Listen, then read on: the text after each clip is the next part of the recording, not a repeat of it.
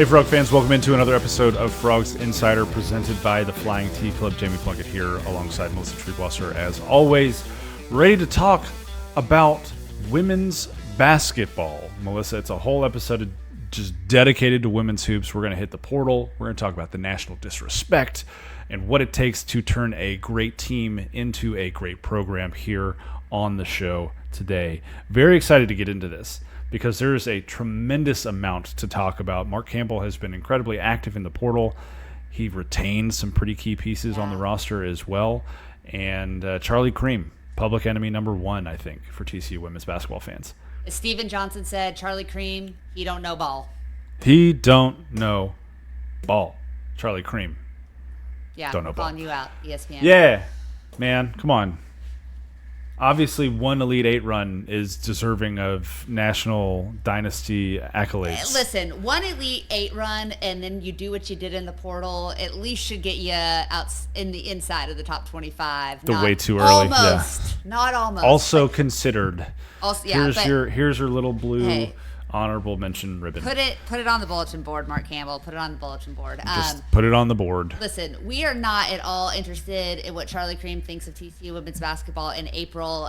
There are more important things happening in April, such as the WNBA Draft that saw some surprises, positive and not so positive for TCU. There has been an incredible portal activity for the Horned Frogs, who made a giant splash, and much like we talked about in the men's basketball episode, also made some pretty shrewd and savvy moves to fill out this roster, and maybe most importantly they recruited their own players. And there were some rumblings that you might have seen a couple of people leave, but the fact that Mark Campbell builds a culture where his players trust him and know their role and know they're going to develop and get better, I think that is going to be what as we're going to talk about later, turns this program into a program, not a team. And so there's plenty of good news to talk about. Should we start with the draft, though? Should we start with the end? Yes, but first let me give a quick shout out to our presenting sponsor, the Flying T Club. You can learn more about the Flying T Club and how they support TCU student athletes by going to flyingtclub.com. We're going to talk about them a little bit later in the show as well. But for now, Melissa, WNBA Draft, Hailey Van Lith goes number 11 overall to the Chicago Sky, reunited with her LSU teammate Angel Reese, along with Camila Cardoso, dominant center at South Carolina. It feels like Chicago is building a little bit of a roster over there.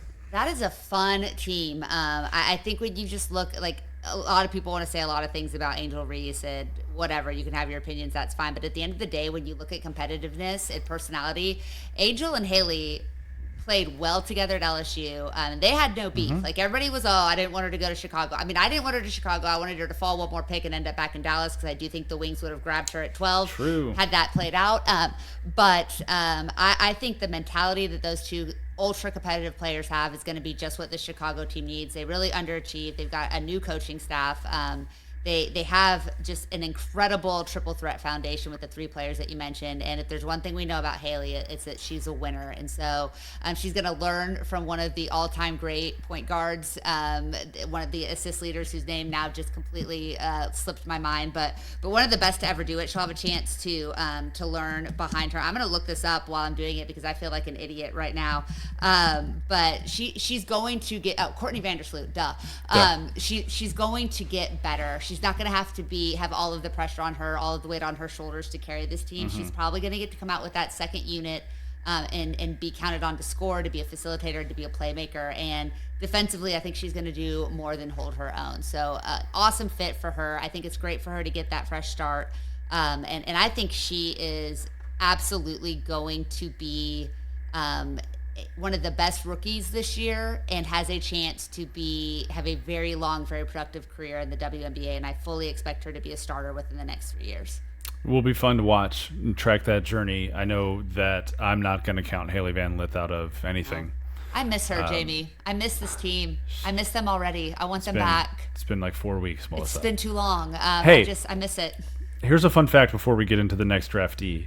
When I went to the last spring practice for TCU football, I was walking back through the Schollmeyer with Steven Johnson, who you've already mentioned once on the show. Shout out to Steven, an informal friend of the podcast. And we saw through the window of the football weight room, into the basketball practice facility that the women's team was in there getting some shots up. Love that. So we wandered on in and had a little bit of a conversation with Xavi Lopez and Mark Campbell, and learned a little interesting tidbit that all 16 of the host teams in the women's NCAA tournament get to send a 3-on-3 squad to USA Basketball. No way. Yeah. Wait, of media members or of athletes? Of athletes. Sorry, not us. Next year they're going to do the media Olympics. But Donovan Hunter, Bigby, Nat Mazurek, and Aaliyah Roberson are going to go be TCU's 3-on-3 team for USA 3-on-3 basketball here incredible. In a little while. And I just thought that was pretty dope. That is super dope. I'm super excited for them. And what an awesome experience. We saw what playing 3-on-3 did for Hailey to develop her game on both ends of the floor, and her overall fitness. It's one thing she talked about a lot. So I think that is going to be huge. Plus the chemistry of that nucleus that's coming back, playing together in an environment like that. Yeah. Massive. Big win. That's really exciting. Pretty exciting. Kind of leads into the next point as well about roster retention. That might have had something to do with it with a couple of those girls. But before, 3rd-round draft pick, Seattle Storm, Madison Conner. Do you think at the beginning of her college career she probably knew? She probably thought she was going to the WNBA. I asked her this question. After the Sweet 16 win over Notre Dame in the locker room. Mm-hmm. And I just, because they talked about her development, and obviously, you know, she came so far, and I was like, did you always know that you would be able, like, that you would be on the doorstep of this, that this opportunity would be there for you? And she was like, I always knew that I could. It was kind of like I knew that I could. I didn't know if I would. And I think she knew she had the work ethic. I think she knew she had the talent. I think it was just the opportunity that was missing. And she mentioned that she felt like she was really being asked to do things that were not her strength at Arizona. The Adia Barnes system relies on her playing a certain way defensively, that she was very honest, and not like we didn't know, but that playing aggressive defense really isn't her strength. And she just needed the chance to showcase where she was at her best, and that's what this year at TCU and last year at TCU really did for her. And so I think she knew that she could, and that she had the talent and the skill level, but just wasn't in a position where she's getting to showcase her best skill sets. And that's what she got to do, especially on the big stage this year, playing alongside Hailey and Sedona and making that Elite 8 run. Now she's going to get the chance to show what she can do for the Seattle Storm in the WNBA. Surprisingly, she's going to make that roster too, Jamie. I know a lot of 3rd-round picks, and so if you guys aren't familiar, there's only 3 rounds in the draft for the WNBA. There's only 12 players per team. It's very hard if you are not one of the first 2 picks in a WNBA team. And really, if you're not a first rounder, making a roster is very far from a guarantee. It's like being a late 2nd-round pick in the NBA. But Seattle's had 2 significant injuries, ACL tears, that those players are going to be out for the entire season, which is going to give them an opportunity to maybe hold on to 1 or 2 players that they wouldn't normally do. And Madison, I just am very, very confident that she's going to be one of those players that gets that opportunity. I really am confident she's going to make that team. And a 3rd-round pick, that's not the expectation for the W, and I think that's something a lot of people don't understand. So be watching that. She's tryouts open camp opens this weekend. Man, for the graduation hasn't even happened for college. So Madison is going to have an opportunity. You know, she's been working.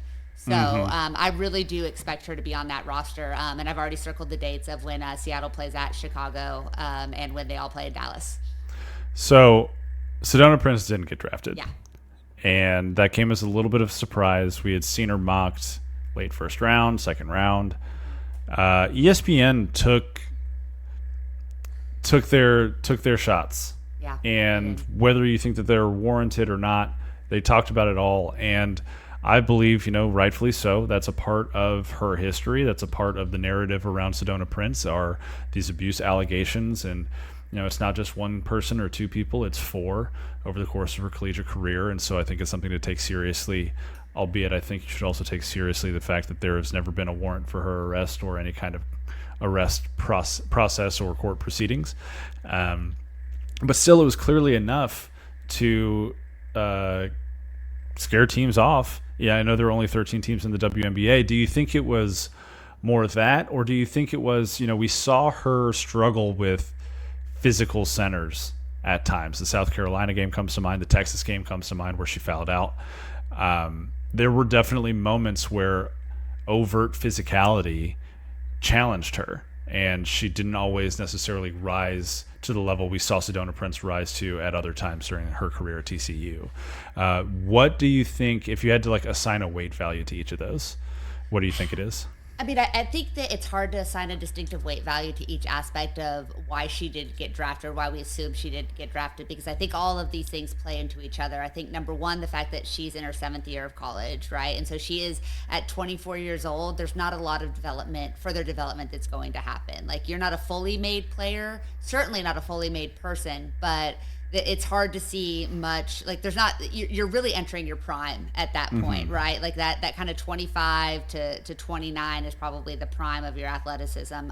She also has a very significant injury history. This is the first year that she has not had to miss time because of injuries. And so when you look at age, when you look at experience, when you look at injury history, and then you add these allegations on top of it, it's risk reward, right? I mean, I don't know if it's fair to compare Sedona Prince to Cavante Turpin, but that's kind of where my mind goes. He had elite traits in his speed, but he had a giant physical thing against him, which was his size, right?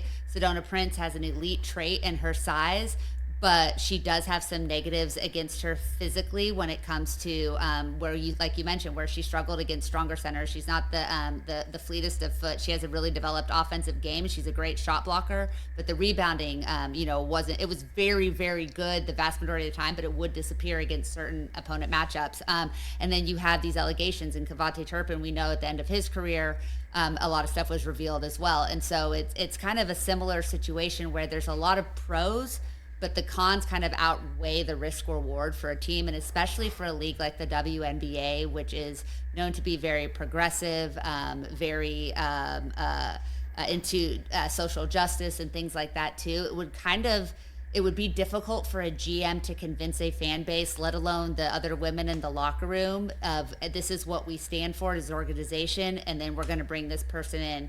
Now, again, I 100% agree with you, and honestly, we don't have the whole story, and I do think Katie Barnes at ESPN did a really nice job telling the fullness of that story when she did sit down and talk to Sedona Prince. But at the end of the day, there has been no due process. There have been no legal records of these types of things outside of the police report from Fort Worth, which seemed to be kind of a dual issue there. Someone's trying to break into your house at 4 o'clock in the morning. I think that you should have some opportunity to do something about it. Yeah, for sure. But there has been no charges filed. Yeah. She is a person, and she may be a person who is guilty of some really bad acts. Both of these things can be true. But it's been really upsetting to see the way that people have danced on her grave on social media, based on social media reports. And it's not to say that they aren't true, and I want to have a heart for the victims, if they are indeed victims, and I'm not saying that they aren't. And so I can understand there's some level of feeling, some level of vindication in that, and I completely can understand why GMs, who I am 100% certain did more due diligence than we will ever have access to in making these decisions, because at the end of the day, if you have a chance to draft a 6'7" female athlete that has the presence that Sedona Prince has, you don't pass that up for no reason. Right. But I also do hope that she's okay. Really at the end of the day, she's okay. Yeah. And I did talk to somebody who's had conversations with her, just kind of saying I don't want to say guilt or innocence here, but is she just okay? And it's been hard, and I think that there's taking some ownership for some things. There's understanding areas you need to grow, and then there's also wanting to defend your name. And so that's got to be a really hard thing for a 24-year-old person who is so public and is being, just drugged so publicly to have to deal with.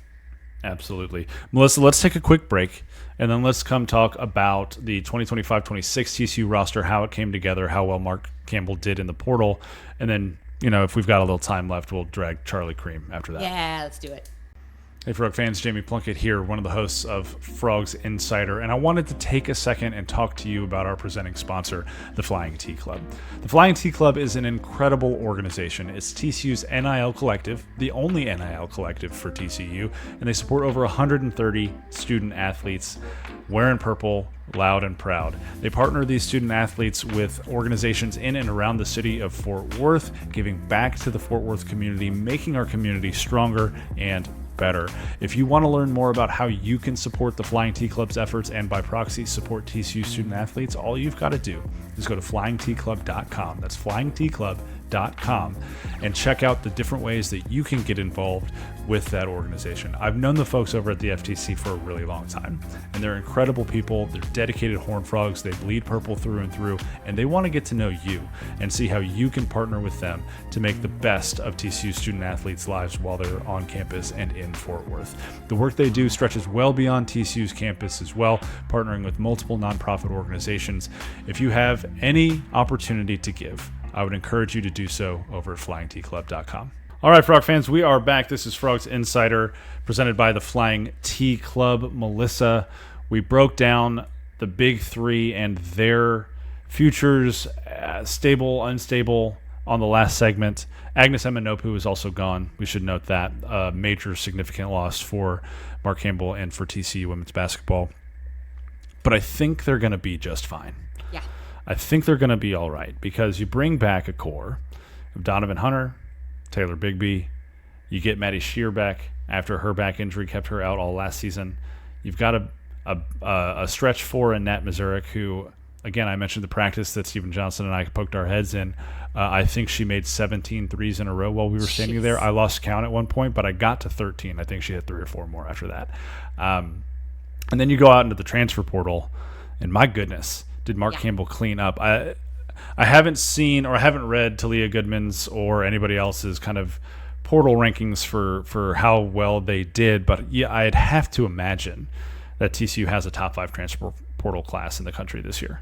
Easily top 10, very likely right on the verge of top 5. There's a couple big pieces still out there that haven't announced where they're signing that could kind of push TCU maybe to the back half of that top 10. But at the end of the day, when you get Olivia Miles, who if she's not the number one transfer portal product and you want to give it to Malaysia full Wiley, I can understand that. But that is an elite player on both ends of the floor, and not only like another big name, a star, a supernova in the sport of college women's basketball, but her size at like 5'10", 5'11", her ability to play point, her ability to play off the ball. She can play. You can put Maddie, Dono, and Olivia in the backcourt together and play. You can have Olivia run the show. I mean, there's so many different things you can do with this roster, and so many ways that Mark Campbell and his team are going to be able to kind of play with the flexibility. You talk about what Jamie Dixon wants to do and play at small ball. Like TCU is going to be able to do that just in an incredible way. So she is a huge piece that's going to bring a lot of positive attention, a lot of eyeballs to TCU, and just a baller. I mean, if you watch that Sweet 16 game, there was a pass that she made where the entire arena, TCU fans and Notre Dame fans, just went, oh. Like it just, when was it the transition no look? Yes, yeah. yes, okay. And like it's just like it was like she kind of like she fell off the court. She kind of fell into me, and even I was just like, that pass, oh my god. So I think that might be why she came to TCU, is because I supported her in that moment. Okay.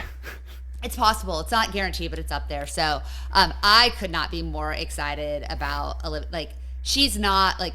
I think we have to be really careful that we don't compare Olivia Miles to Hailey Van Lith.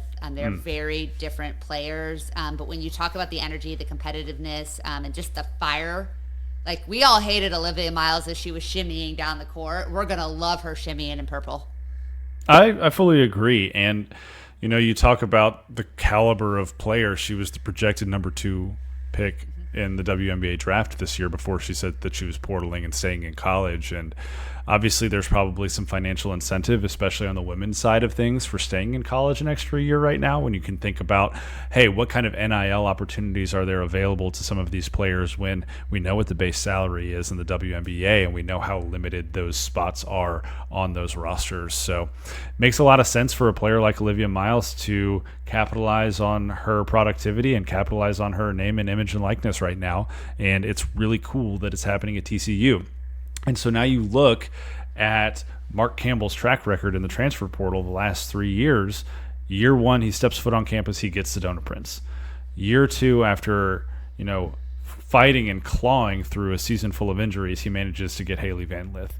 And now with one season of proof of concept, he's landed Olivia Miles. You see the track record in the portal and say, if this is sustainable for Mark Campbell in the transfer portal, then this is sustainable for TCU women's basketball as a program, becoming one of the top tier programs in women's basketball.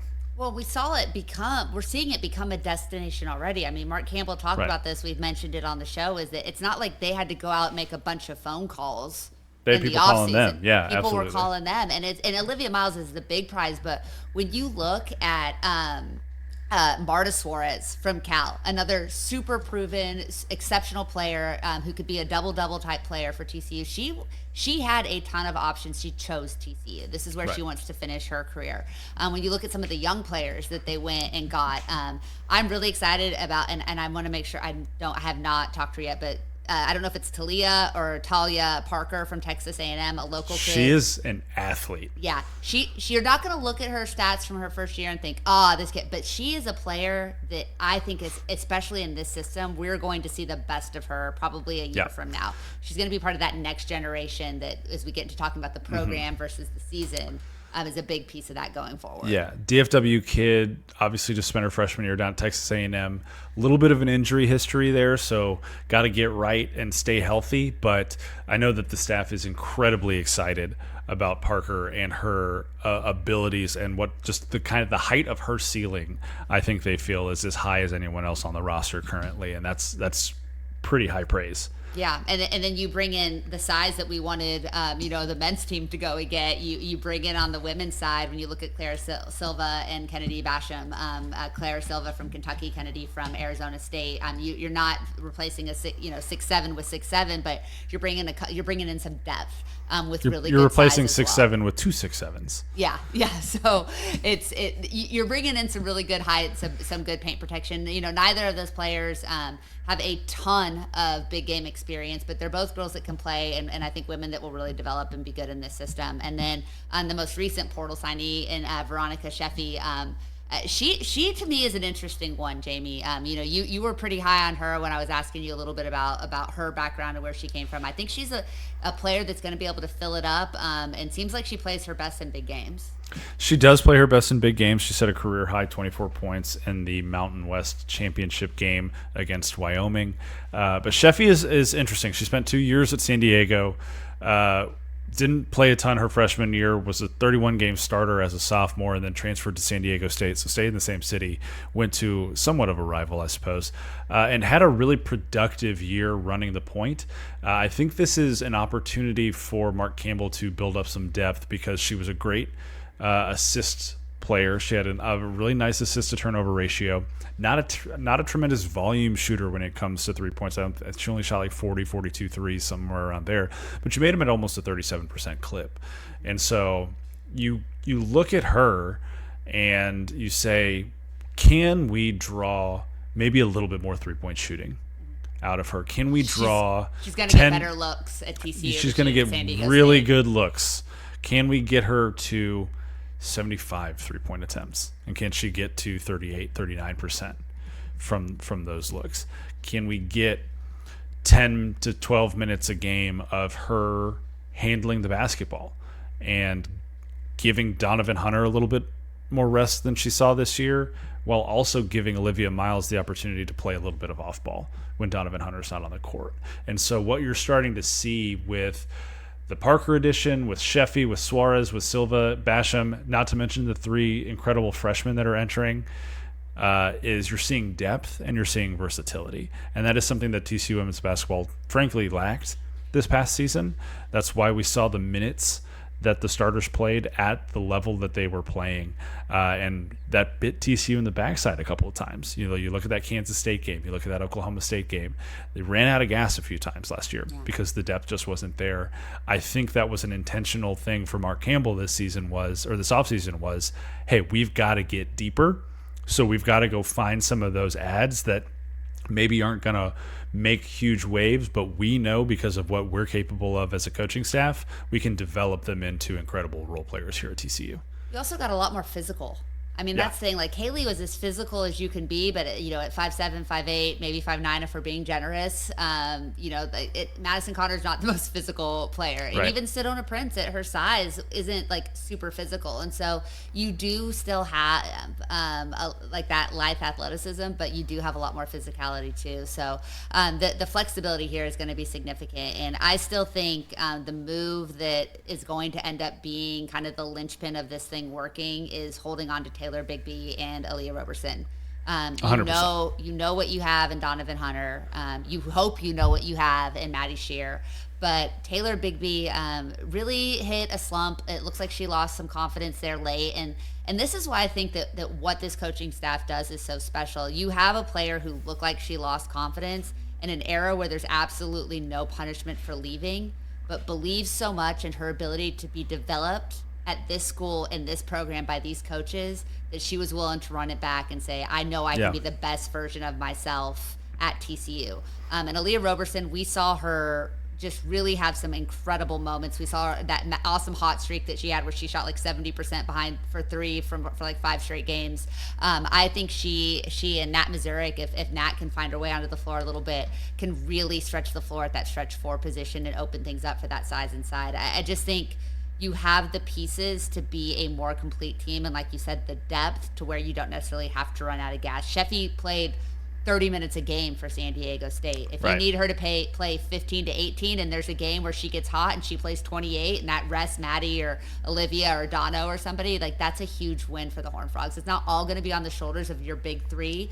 You don't have, Olivia Miles is an elite talent. Right? Maybe you don't have 2.5 to 3 elite talents, but what you have is a super elite player and then a lot of players who have proven that they can be good at a really high level. But now you can play an 8 to 9 person rotation pretty consistently and still win games against quality opponents. And that makes life so much more difficult when you're trying to game plan against this TCU team. And don't get me wrong, TCU was an impossible task for most teams to game plan against last year because of the dynamic nature of Van Lith and Conner and Prince.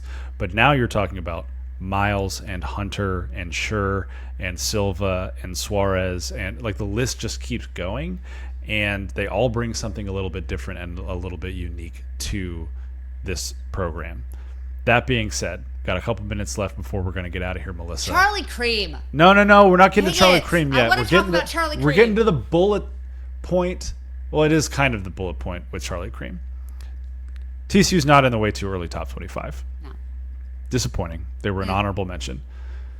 Is this a sign of national disrespect, or is this a not yet?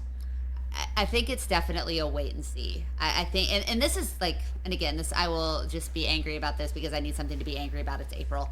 Sure. That isn't my students, especially my seniors. You know. I think people are like, oh, this Mark Campbell guy, one of the best associate head coaches in women's basketball for years, had Oregon on the verge of a national championship before COVID. Yeah, he's probably pretty good. Oh, this Mark Campbell guy goes to Sac State, does nothing but win for a program that was absolutely abhorrent for years leading up to that. But it's the Big Sky Conference. Never mind, the Big Sky actually plays really good basketball. Oh, this Mark Campbell guy somehow put together a 14-0 start with a team of guys that nobody had ever heard of, and hung on despite holding open tryouts. He might be okay. Oh, he takes a program to the Elite 8 for the first time in history and gets turns Hailey Van Lith from she can't ball to, oh my gosh, she's a first-round draft pick in the WNBA in a season. Oh, he might be okay. Like, at what point do you need more proof of concept? I understand that you want to see more at TCU, that TCU is not a program you think of when you think of elite women's basketball programs. I understand all of those things. I get those things. I just think at some point, this dude has been doing it for a decade at multiple schools now. He got Olivia Miles and Marcia Suarez, 2 of the top-ranked transfer portal players, women that were on everybody's list. They want to come to TCU. Like, what more do you want to see? Do they need to start 14-0 again next year for a 3rd consecutive season? Maybe. They probably will. They probably will. Do they? What more do you want them to do? They knocked off as many ranked opponents as just about anybody next year. They won the Big 12 regular season. They won the Big 12 tournament. They advanced to the Elite 8. They hosted games in Sweet 16. Sure, it's April. Your rankings mean absolutely nothing. But at the end of the day, what more does Mark Campbell need to prove to anybody that all he does is show up and win? I'm going to say my feedback in a little bit more of a succinct form, but I think we're getting to the same point here. Charlie Creme can suck it, and we'll see who's right next year. Amen. And that's going to do it on this episode of Frogs Insider. She is Melissa Treebwasser. I am Jamie Plunkett. We will be back soon as we are trying out a new method of delivering this podcast into your ears and eyes in the podcast feed and on the YouTube channel. Make sure you go like and subscribe. And you tell us in the comments on the YouTube video whether you agree or disagree with Charlie Creme so that we know who we need to block moving forward. Go Frogs. Go Frogs.